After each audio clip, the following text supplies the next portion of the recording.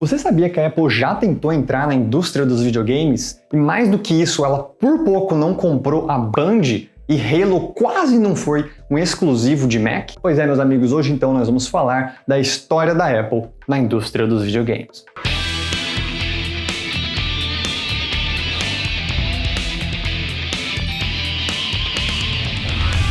E apesar dela ser conhecida pelo seu sucesso extremo e também pelos seus preços salgados,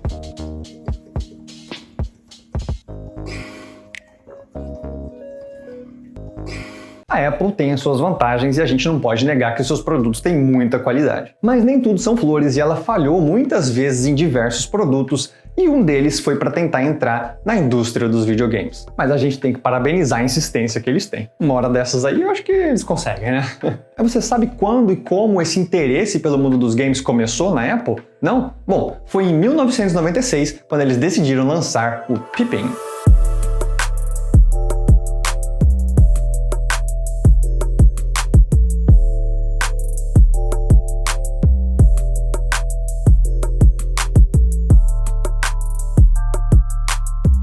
Seu danadinho, eu sei o que você pensou. É um pau importado. Apesar desse nome ficar bem bizarro aqui no Brasil, nos Estados Unidos funcionou razoavelmente bem, mas só o nome mesmo, porque o videogame foi um fracasso. Esse foi o primeiro e único videogame da Apple até o dado momento, e a marca Bandai, para muitos que conhecem aí, foi a que desenvolveu o videogame. A Apple só ia garantir as tecnologias para o videogame e também os games. E, incrivelmente, esse videogame na época era muito mais forte que o PlayStation 1 e muito mais forte que o Nintendo 64. Então ele já deixava os concorrentes de lado pela potência gráfica que ele tinha. Mas eles começaram a deixar esquisito desenvolvendo esse videogame, até que o resultado final foi bem estranho para a época. Basicamente, além de o preço ser muito caro, muito maior do que os outros, eles quiseram investir em tecnologias que ainda não estavam tão consolidadas no mercado como a internet, né? A internet naquela época é mais ou menos, a gente sabe, né? Daquele jeito. Yes, well, it's very simple, really. The telephone is connected to the telephone network with a British Telecom plug, and I simply remove the telephone jack from the telecom socket and plug it into this box here, the modem. I then take another wire from the modem and plug it in where the telephone was. I can then switch on the modem and we're ready to go. It's now telling me to phone up the main Prestel computer. I'm now waiting for the computer to answer me. It answers with a tone, and then I just flick a switch on the modem and replace the receiver. Yes, well, it's very simple, really. It's very simple. Apesar de ser caro, ainda tinha peças baratas, porque para de fato a internet funcionar bem nesse videogame, ia ter que ter um puta de um modem foda nesse videogame. E não tinha, era barato. Então já começou a errar aí, porque uma das diferenças assim grandes do PlayStation 1 e pro 64 é que tinha internet e a internet não funcionava legal. O console era tão bizarro, tinha acessórios de mouse e teclado. Naquela época, não existia nada parecido, entendeu? Foi com que eles mais erraram, eu acho. Porque eles não souberam, junto com a Bandai, divulgar exatamente se seria um console meio computador, um computador meio console, um computador gamer. Não deu certo porque as pessoas pensaram, porra, por que é que eu vou comprar um Pippin, sendo que eu posso comprar um Mac? E detalhe, os jogos que rodavam no Pippin rodavam no Mac, não fazia sentido nenhum. E vamos para alguns outros fracassos. Como a gente sabe, naquela época, da década de 90, né, que ele foi lançado, não tinha ainda essa popularização de TVs LCD. Eu acho que nem tinha na época. Televisão de tubo, meu amigo. E você sabe que aquela definição muito difícil. Para quem teve um Xbox 360 e pegou essa transição entre TV LCD e TV de tubo, eu joguei o meu Xbox 360 numa TV de tubo. E eu não conseguia ler as legendas, porque as legendas são pequenas. Eu acho que os caras de game faziam de propósito, só pra você comprar uma TV, esses filha da puta. Mas enfim, imagina isso naquela época, naquelas TVs de tubo que eram piores ainda, com mouse e teclado, você tentando clicar nos ícones e nas letrinhas pequenas de um computador. Era quase impossível. Então o console foi um desastre. A única coisa boa, digamos assim, que ficou, né, foi que ele era, vamos dizer assim, um pouco inovador pra época dele, e a Band fez um prequel do Halo, que se chamava Marathon.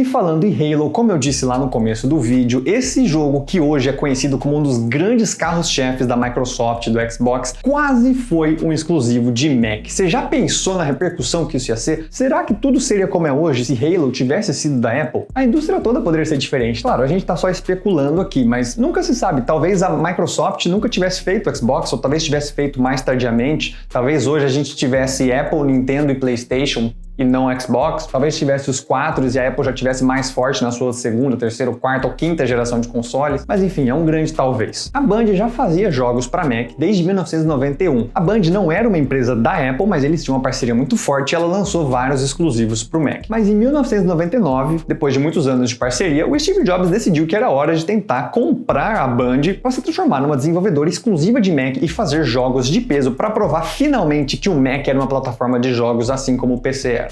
Porém, antes que eles pudessem fechar o contrato, o grandíssimo Bill Gates foi lá e passou a mão comprando a Band antes da Apple. E sério, o jogo Halo já tinha sido anunciado. O próprio Steve Jobs anunciou Halo numa conferência explicando que ia ser exclusivo de Mac e ia ser o jogo que ia provar finalmente que o Mac ia ser uma plataforma de jogos. We are starting to see some great games come back to the Mac, but this is one of the cruelest I've ever seen. This game is going to ship early next year from Bungie, and this is the first time anybody has ever seen it. Welcome on the stage, Jason Jones, who is the co-founder of Bungie and the Halo project lead. Halo is the name of this game, and we're going to see, for the first time, Halo. E o Bill Gates foi lá e passou a mão. Olha só que loucura. E a gente vendo hoje como Halo foi um jogo bastante inovador para a época, fez sucesso, quebrou paradigmas e trouxe coisas muito legais e novas para os FPS até então, a gente vê que seria de fato um jogo que poderia mudar a história dos games para a Apple. Mas infelizmente ela perdeu essa e o Steve Jobs viu essa oportunidade passando pelos dedos. Hello, darkness, my old friend.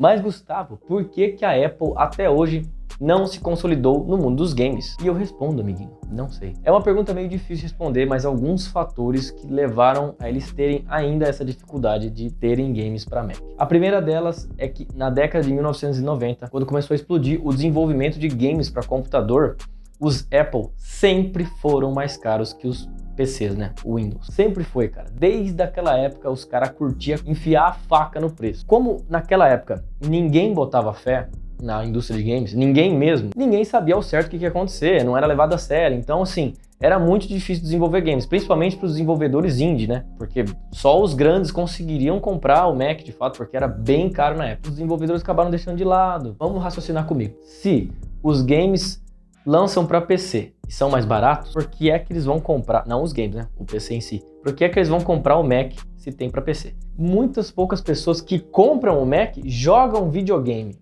e aí é um número reduzido pra caralho. Então, os desenvolvedores vão ter dificuldades, porque é uma linguagem diferente, vão ter que fazer, não praticamente outro jogo, mas vão ter que fazer com que aquele videogame, aquele game funcione bem. É muito tempo para pouco resultado. E aí eu vou te dar um dado assustador. Em 2020 saiu uma pesquisa, né, até o dado momento da publicação desse vídeo, sobre a porcentagem de mercado de sistemas operacionais em computadores. Isso no mundo inteiro, não só no Brasil nem nos Estados Unidos. O Windows faz parte de mais ou menos, tá? Não é muito exato, 77% dos computadores. Você tem noção do que é isso? Aí você se pergunta, é 23% do Mac? Não. Eles ainda têm que concorrer com o Linux e com o Chrome OS, que é da Google. Você acha mesmo que os caras vão dedicar tempo e dinheiro e etc. só para fazer games para Mac? Mas aí vem aquela história, a Steam tem muitos games para Mac. E realmente tem, cara. A Steam veio aí para quebrar esse paradigma. Eles conseguiram fazer com que os games voltassem a ser produzidos para Mac e tem mais de 1.999 jogos na biblioteca da Steam para Mac. Tem jogo pra caramba, para de ser hipócrita, vai, não tem pouco jogo. Mas aí, meu amigo, eu peguei a biblioteca de games do Windows e é mais de 30 mil games. Porra! Tudo isso? É triste. Mas, como tá aumentando, e já tem 2.000 na Steam, a tendência é com que o Mac comece a engatinhar de novo nisso aí. Porém, se eles ainda continuarem cobrando essa facada que é os preços do Mac, as pessoas ainda vão continuar comprando o Windows. Eu acho que não vai acontecer isso. O que vai acontecer é que eles vão investir em um console, de fato mesmo, um console para concorrer com a Sony, o PlayStation, né, e o Xbox da Microsoft. Vão começar a ser produzidos os games, e aí talvez, se eles usarem a mesma linguagem pro videogame e pro Mac, talvez esses dois se interliguem e aí aconteça igual o Xbox e o Windows. Mas de um dia para noite o Mac começar a ser potência contra o Windows para games, não vai acontecer não. Sinto muito, Steve Jobs. E chegando em tempos mais recentes, em 2019, a Apple anunciou então o Apple Arcade. Isso ainda está longe de ser aquilo que nós gamers gostaríamos de ter, mas é uma das empreitadas aí da Apple para tentar chegar um pouco mais próximo dessa indústria dos games e talvez ter algum tipo de lucro e retorno com isso. Isso porque o Apple Arcade funciona como um Xbox Game Pass, onde você paga uma mensalidade e tem acesso a diversos jogos. Porém, diferente do Xbox Game Pass, que inclui vários jogos AAA, o Apple Arcade faz algo do tipo, você também paga uma mensalidade e tem acesso a jogos para você poder baixar e jogar quando quiser, sem propaganda e tudo mais. Porém, para jogos arcades, jogos para iPhone, jogos para iPad, para o Apple TV ou para o iOS em geral. Porém, são jogos mais simples, né? Jogos considerados de celular. Claro, é óbvio que esse não é um grande investimento da Apple para competir com o Xbox ou com o PlayStation ou com a Nintendo, mas é uma das cartadas que ela tem para se aproximar desse mercado e começar a desenvolver algo um pouco melhor e um pouco maior. É através dessas pequenas ações que a gente vê que a Apple tem interesse em entrar no mercado dos games, seja tentando provar que o Mac é uma plataforma para jogos, seja com o Pippin, seja agora com o Apple Arcade. Ela ainda tem muita coisa para fazer, ainda tem muito caminho para andar, mas a gente vê que a Apple tem potencial e com certeza tem grana para investir e fazer isso. Ainda mais agora em que os consoles estão deixando de ser uma caixa plástica que você tem ali do lado da sua TV e sim se tornando consoles virtuais. Agora com o Xbox xCloud, com o Google Stadia, com o Luna da Amazon, é bem provável que a Apple acabe criando o seu próprio console virtual que não necessita de um hardware e seja apenas um serviço que ela te oferece. Quem sabe ela não faça uma versão do Apple Arcade para jogos AAA, quem sabe ela não comece a fazer os próprios jogos e comprar estúdios de jogos assim como a Amazon. Desde muito cedo ela teve interesse em entrar no mundo dos jogos e a gente sabe que jogo está em alta, que a indústria dos jogos é maior do que a indústria do cinema e da música juntos e tem muita grana envolvida nisso anualmente, né? São bilhões e bilhões de dólares. E agora com a Amazon Luna, Google Stadia, Facebook Gaming, a Apple está na hora de colocar a mão e pegar a fatia dela. Este talvez seja um momento bastante propício para a Apple lançar o seu próprio console. Talvez não físico, mas de forma virtual. A gente não sabe, né? Tudo pode acontecer, são apenas especulações, mas quem mais ganha com isso é a gente. Quanto mais players tiver no mercado competindo, mais a gente vai ter concorrência. Quanto mais concorrência, mais vantagens cada uma delas vai ter que fazer para atrair um consumidor e faturar o seu. Então a gente sabe que quanto mais essas empresas investirem, quem mais ganha somos nós, os gamers, os consumidores. A gente não sabe como essa história vai terminar, mas a Apple tem muita lenha para queimar nesse mercado ainda. Bom, amiguinhos, o vídeo chegou ao final e eu peço carinhosamente para que você comente aqui embaixo se você gostou desse formato novo, desse quadro novo que a gente tem, né? A gente quer falar sobre a história e se acontecesse isso, e se acontecesse aquilo, né? Explicar também sobre alguns fatos que aconteceram na história da tecnologia, das empresas, porque a gente gosta muito desse lado empreendedor também e outras coisas também, né? Então você comenta aí embaixo se você gostou desse quadro, qual outro assunto a gente poderia falar também, que a gente aceita de coração aberto todos os temas que vocês falam. E não se esqueça do mais importante: curta o vídeo, se inscreva no canal e siga a gente nas redes sociais. Valeu, fui!